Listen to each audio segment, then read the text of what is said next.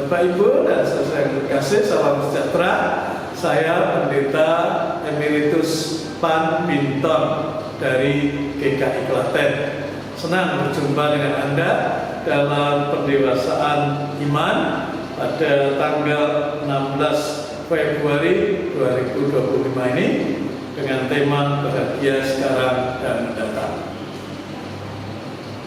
Hari-hari ini ucapan Sinyen Kuailer atau Happy New Year, selamat tahun baru, sedang bertebaran karena memang hari raya Imlek.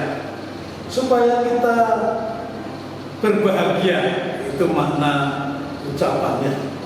Tapi kenyataannya dunia ini sering digambarkan sebagai lembah air mata.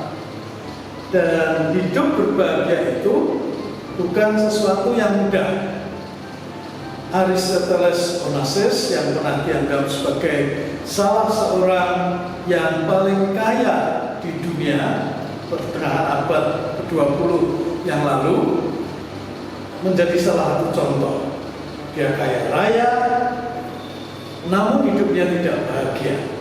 Perkawinannya hancur. Putrinya menikah dengan orang yang tidak disukainya, dan anaknya laki-laki meninggal karena kecelakaan pesawat terbang.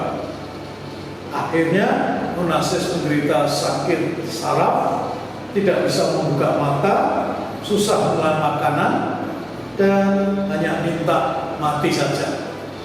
Tahun 75, seorang temannya menangis ketika dia dipanggil Tuhan dalam usia 69 tahun.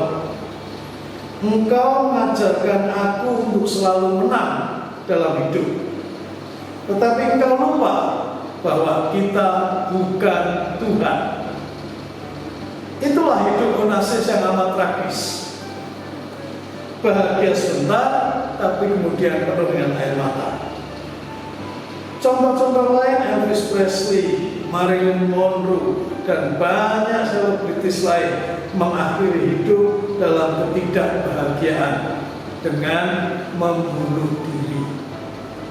Nah, Bapak Ibu dan saudara, karena itu tidak heran pengkhotbah sering menekankan jangan hanya bahagia pada masa kini, lebih penting untuk berbahagia kelak.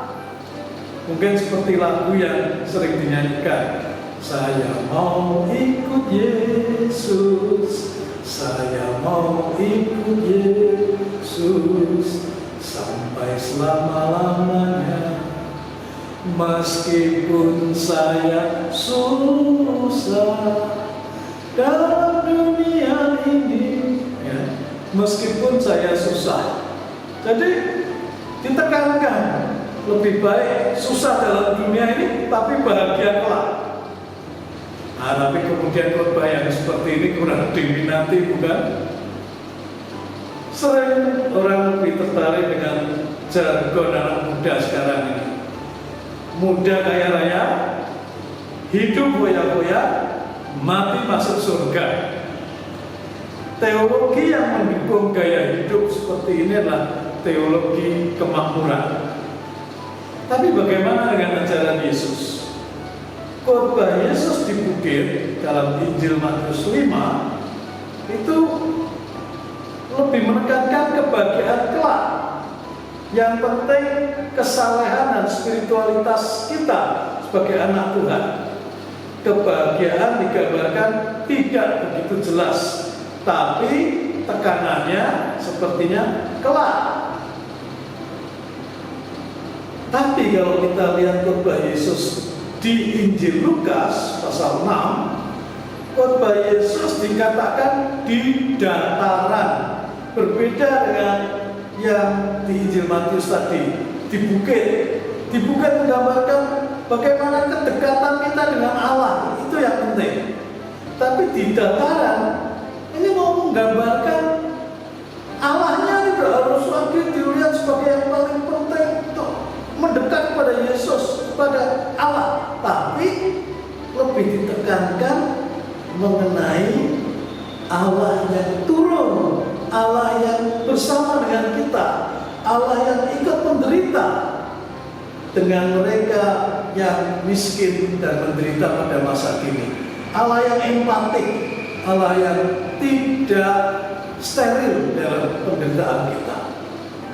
Maka di Injil Lukas, Yesus menekankan bahwa pada masa kini mereka akan berbahagia.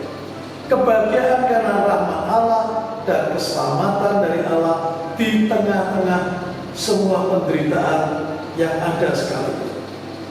Di pihak lain, Yesus dengan keras menegur orang kaya yang angkuh yang tidak peduli dengan sesama. Kebahagiaan masa kini yang sejati tidak akan pernah diperoleh kalau orang hidup dalam ketidakpedulian. Maka bagaimanakah sikap kita? Yeremia 17 ayat 7-8 menyatakan, diberkatilah orang yang mengandalkan Tuhan, yang menaruh harapannya pada Tuhan. Ia akan seperti pohon yang ditanam di tepi aliran air, yang merambatkan akar-akarnya ke tepi batang air, dan yang tidak mengalami datangnya panas terik, yang daunnya tetap hijau, yang tidak khawatir dalam tahun kering, dan yang tidak berhenti menghasilkan buah. Nah, yang lebih penting lagi adalah kita tahu apa yang harus jadi panggilan kita. Diberi rahmat, menikmati berkat materi, hidup enak, pasti oke. Asal tidak menjadi sombong dan tidak kehilangan kepedulian dengan sesama. Namun kalau kita dipanggil menderita demi iman, demi Kristus, juga tidak masalah. Tetap bahagia karena Allah memberi privilege, kehormatan. Kita dipanggil bukan hanya untuk diselamatkan, tapi untuk ikut menderita, memikul salib bersama dengan Kristus. Itu adalah kehormatan. Dan dijamin kebahagiaan kita kelak dalam kehidupan dekat. Tuhan memberkati. Amin.